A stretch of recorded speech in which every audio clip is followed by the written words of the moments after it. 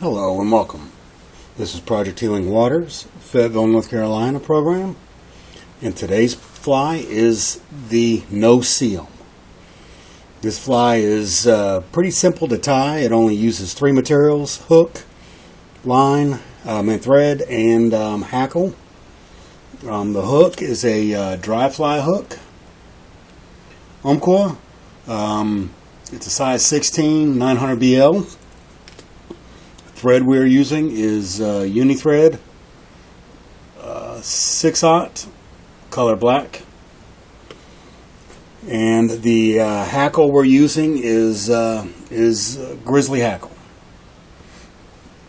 So let's get started.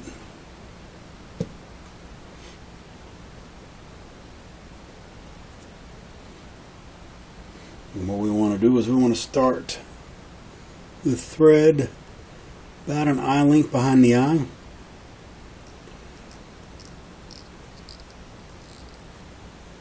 And let's remove the remaining. Okay, so essentially with the thread we're just taking it down.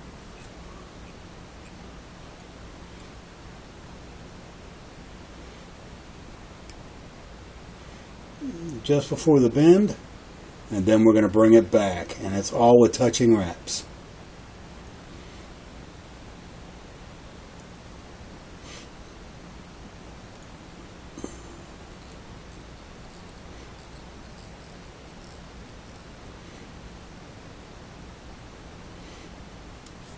And now what we want to do is take our Grizzley hackle, and we want to see how far we want this to pop off the top.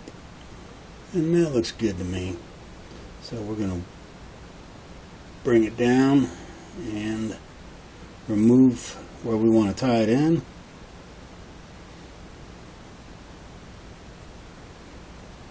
Okay. That looks like I'll get enough out of it. Okay, let's tie this in. 2 to 3 wraps, and then we'll remove the excess. Alright. And let's bring that up. So now what we want to do is grab our hackle pliers. And this is a must because we're dealing with the very small portion of the feather. And we're just going to do 2 to 3 wraps. It doesn't matter if it's on top of each other. We definitely want these pushing back so we're not infringing on the eye.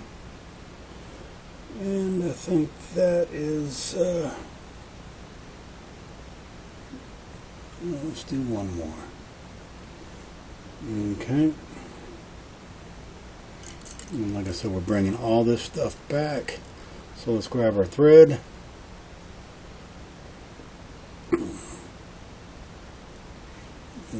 Grab as much of the fibers as you can, and let's lock it in. Oh man, that's a disaster. Alright, it happens. You get a little ahead of yourself, so let's get back to our starting point. Okay, so let's go ahead and do our wraps again.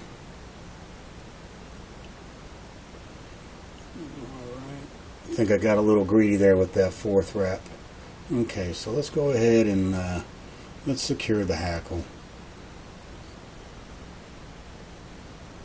And don't worry about it. We're pushing all these fibers back.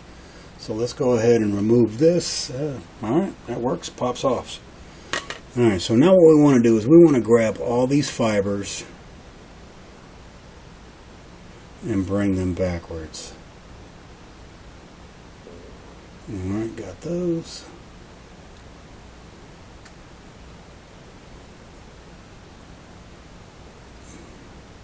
And some of these we're just going to have to trim off. But if I can get them back, I will. Now what we want to do... Yeah, see, these go have to be trimmed. And be careful not to cut your thread. So now what we want to do with these fibers is we want to bring them up. And it looks like I got majority of them. Well, looks like I had a majority of them. And so let's go ahead, and we want to do kind of like a figure 8. This is, my hands are going to be in the way. But essentially we're doing a figure 8 this way and then this way to try to keep these fibers on top. So it's a little, just a little game of just manipulating the feathers the fibers where you want them to go. And I got one straight here. Looks like I got it. Okay. And essentially this is all we're doing. We're just doing a figure 8. And what it'll do is it'll build enough underneath, there we go, to get them to stand on top of the hook shank. And I think we're going to be good there. And we don't want to do too much. And that looks perfect to me. Okay. And then what we want to do is we want to come up and cover any excess that we have, build up the head, and it looks like that is pretty good. And now what I'm going to do is throw a whip finish in this before I lose my work, and we just want to be evenly to build up this head. Okay.